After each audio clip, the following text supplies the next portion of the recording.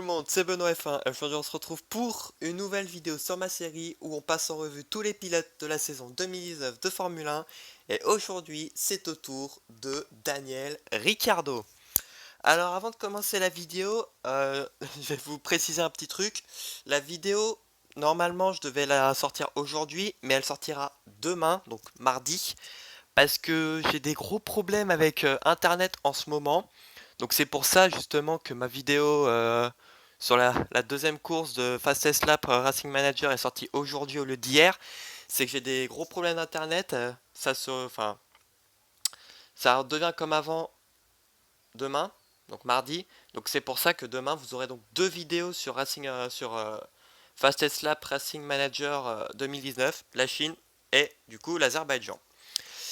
Donc on va parler aujourd'hui de Daniel Ricciardo. Alors Daniel Ricciardo, malgré le fait qu'il a fait sa première saison complète en 2012, il est apparu en F1 en 2011, puisque à ce moment-là, il était pilote de réserve chez Red Bull. Donc il avait effectivement plusieurs séances d'essais chez la Red Bull Junior Academy. Mais à partir de Silverstone, Red Bull a décidé de placer l'Australien chez HRT, donc Hispania Racing Team, qui est donc une écurie espagnole, qui était très très très loin derrière, pour remplacer l'Indien Naren Karthikeyan, donc afin d'accumuler de l'expérience en vue de sa titularisation au sein de l'écurie Toro Rosso en 2012. Je crois que pendant la deuxième partie de saison qu'il a fait, la meilleure qualif qu'il a fait chez l'écurie espagnole, c'était 20e. Et sa meilleure performance en course, c'était une 18e place. Je crois que ça va être un truc comme ça. Dites-moi dans les commentaires si j'ai bon. Donc en 2011, il abandonne à deux reprises. Évidemment, voiture de merde, moteur de merde. Et finit 27e avec aucun point. Bon, logique. Mais quand même, mine de rien, 2012, il est promu chez Toro Rosso. Donc avec Vergne comme coéquipier. Et puis sa saison démarre plutôt bien puisque première qualif, première Q3 avec une 10e place. Quand même, c'est pas rien, hein. Norris a fait exactement la même chose cette année et finit 9e, donc marque les premiers points de sa carrière. Puis par une nouvelle fois en Q3 avec une belle 6e place quand même à Bahreïn, mais malheureusement le manque de performance chez Toro Rosso, il pourra pas concrétiser, donc malheureusement il finira 15e.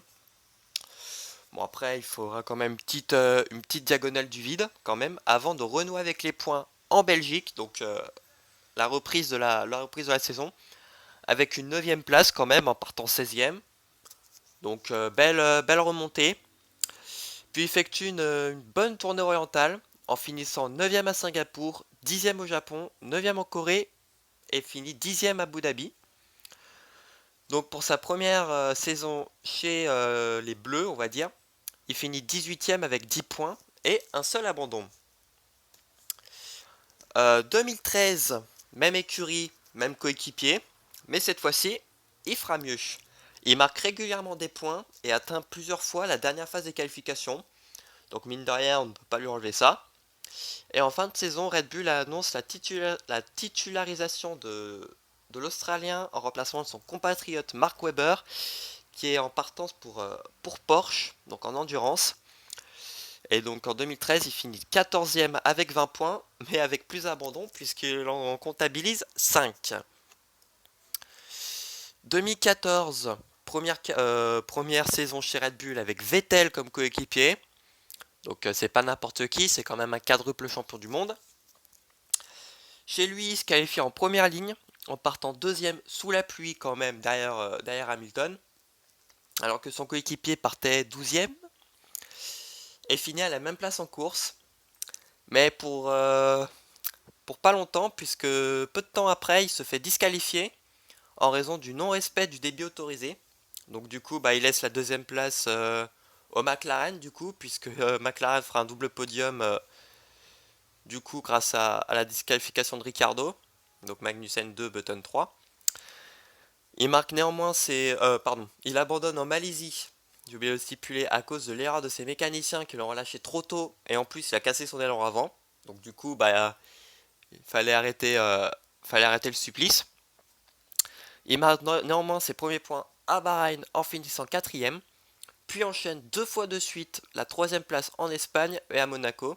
D'ailleurs en Espagne, ce fut le premier podium de Ricciardo. Il remporte son premier Grand Prix au Canada, mine de rien, puis son deuxième en Hongrie devant Alonso et Hamilton, puis un troisième succès en revenant en Belgique suite à l'incident entre Hamilton et Rosberg. Au deuxième tour, Hamilton crevaison, non, enfin une Mercedes crevaison, je sais plus si c'était Hamilton ou Rosberg, mais voilà, il y a eu un petit incident.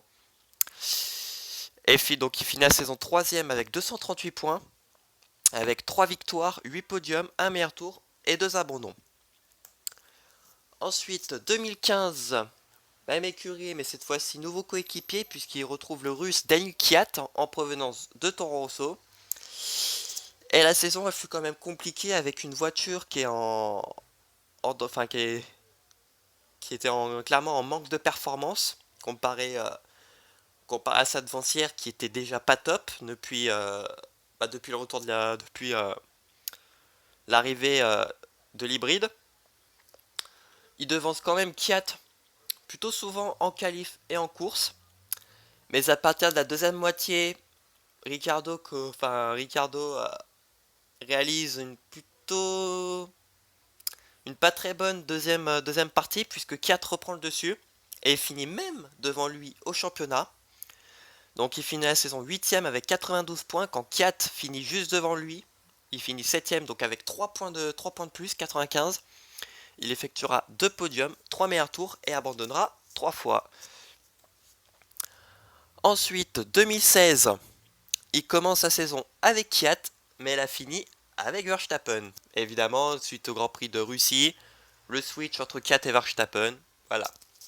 Donc pour leur première saison commune, donc ça commence à partir de l'Espagne du coup, ils se contentent de la 4ème place après une mauvaise stratégie qui aurait pu le faire gagner, puisque pour vous dire, Ricciardo et Vettel étaient sur un 3 stop, alors que Verstappen et Raikkonen qui se battaient donc du coup pour la victoire étaient du coup sur 2 arrêts. Donc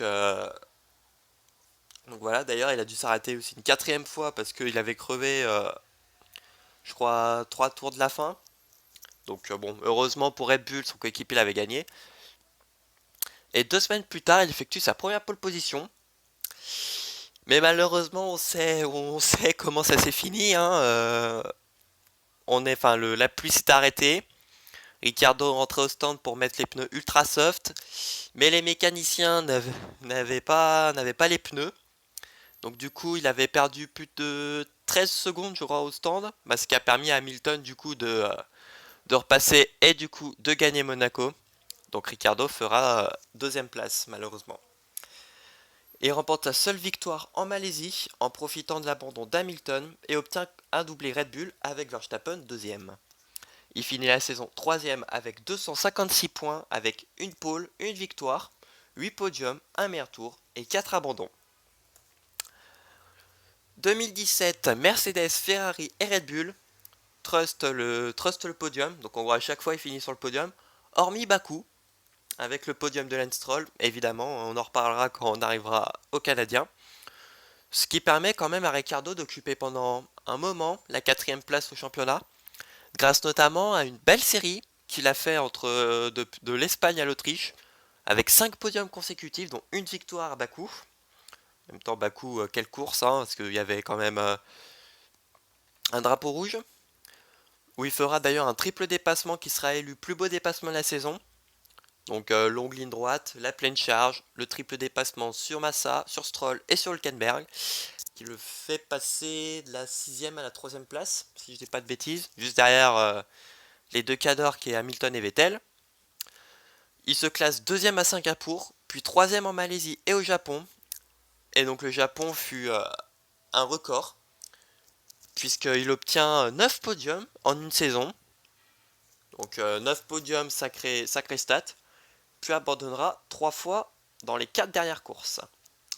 Il finit la saison du coup 5ème avec 200 points, il se fera devancer par Kimi Raikkonen, où il effectuera une victoire, 9 podiums, un meilleur tour et abandonnera 6 fois. 2018, eh ben ce fut une année assez chaotique pour Daniel Ricciardo, on va pas se le cacher. Puisque première course, il se prend déjà une pénalité de 3 places sur la grille pour ne pas avoir assez ralenti lors du drapeau rouge lors de la sortie de Valtteri Bottas. Donc parti 5ème, enfin qualifié 5ème, il partait 8 du coup à cause de la pénalité. Mais il parvient quand même à remonter 4ème devant son public. Parce qu'il faut quand même noter Ricciardo et l'Australie. On va dire qu'il n'a pas tellement connu de chance, hein. Vettel a eu la même d'ailleurs en Allemagne. Ou Hamilton. Non, Hamilton, il n'a pas eu trop de problèmes devant son public. Mais bon, on s'en souvient quand même de 2018. Enfin bref. Bahreïn marque son premier d'une longue série d'abandons à la suite d'une panne mécanique. Puis gagne son 6ème succès en Chine, notamment grâce à son dépassement sur Valtteri Bottas et surtout grâce à la stratégie, puisque lors de l'accrochage entre Gasly et Hartley, les deux Toro Rosso étaient rentrés au stand sous safety car du coup. Et ils ont remonté tout le peloton. Et puis Ricciardo au 45e tour je crois et dépassé Bottas au virage numéro 4. Enfin l'épingle. Et puis gagne la course. À Bakou, alors qu'il se battait avec son coéquipier, il se rentre dedans au 40e tour. Donc on était à la longue pleine charge. Si je dis pas de conneries, ça se battait pour la 4ème place. Donc Verstappen 4ème, Ricciardo 5ème. Ricciardo qui l'avait d'ailleurs passé, il l'avait passé juste avant l'entrée au stand, enfin juste avant la salve d'arrêt. Malheureusement Verstappen l'a repassé, puis au 40e tour il s'accroche, Verstappen qui a zigzagué, puis Ricciardo qui l'a foncé dedans malheureusement. Et donc du coup ils sont tous les deux contraints à l'abandon. Et il réalise néanmoins sa 2ème pole position au même endroit où a eu lieu où il a fait sa première pole position, donc à Monaco, en dominant toutes les séances d'essai. Mais cette fois-ci, comparé à 2016, il remporte la course en ayant quand même une grosse frayeur, puisque à mi-course, il a connu une grosse perte de puissance due justement à la rupture de son MGU-K. Donc je crois qu'il était estimé une perte de puissance à 25%, si je dis pas de conneries. Ensuite, au Canada, en France et en Hongrie, il finit 4ème et obtient 2 abandons sur casse moteur, donc Autriche et Allemagne. Et alors que tout le monde voyait Ricciardo continuer une année de plus chez Red Bull, le 3 août 2018, la stupeur puisque l'écurie autrichienne annonce le départ de l'Australien suite à son recrutement chez Renault pour 2 ans. La salve d'abandon continue puisqu'il abandonne 2 fois de suite en Belgique et en Italie. Bon, heureusement en Belgique il abandonne pas sur une casse mécanique, il abandonne suite à un contact justement avec Raikkonen. Et en Italie sur une casse moteur comme d'habitude. Et finit donc 6ème à Singapour et en Russie. Donc là, vous voyez que ça se finit mal quand même chez Red Bull. Parti 15ème au Japon, il parvient quand même à remonter 4ème. 15ème puisqu'il a connu encore une fois un problème mécanique. D'ailleurs, il n'était pas content, Ricciardo, quand il est revenu au paddock. Il abandonne une nouvelle fois aux États-Unis, donc c'est ce qui porte son nombre d'abandons à 7. Puis c'est pas fini. Au Mexique, Ricciardo réalise la 2ème pole position de la saison, donc c'est la 3ème de sa carrière. Première ligne Red Bull d'ailleurs, mais abandonne encore, ce qui porte son nombre d'abandons à 8. Ce qui fait, je crois, le même nombre d'abandons qu'Alonso. Donc pour vous dire, c'est pas... Et voilà. C'est pas chouette.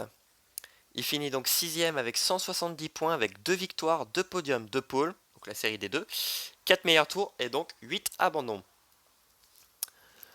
2019, nouveau départ chez Renault. Et on va dire que Ricciardo fait pas une si bonne saison que l'on espérait. En même temps, il fait de son mieux avec la voiture de merde qu'il a. Première course et il est déjà malchanceux chez lui. Donc ça confirme un peu ce que je vous ai dit en mode, quand Ricciardo et l'Australie, c'était une grande histoire d'amour. Puisque partant 12ème, il perd son allure avant dès les premiers hectomètres. Donc pour vous dire, on est au départ. Perez tasse légèrement Ricciardo qui est obligé de prendre l'herbe.